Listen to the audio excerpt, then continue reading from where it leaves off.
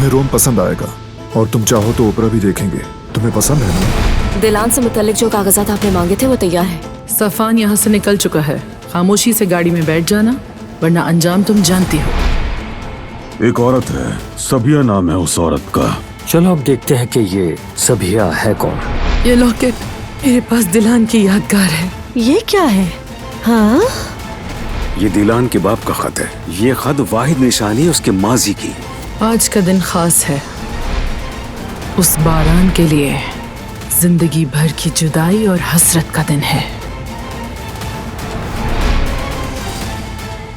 शायद हमारे रास्ते कभी दोबारा ना मिले अम्मी। ये लॉकेट आपकी आखिरी निशानी है जो मेरे पास है।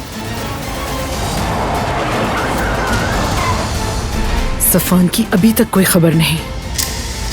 किसने भेजा है तुम्हें? वो कहानियाँ अधूरी जो न हो सकेगी पूरी, उन्हें मैं भी क्यों सुनाऊं, उन्हें तुम भी क्यों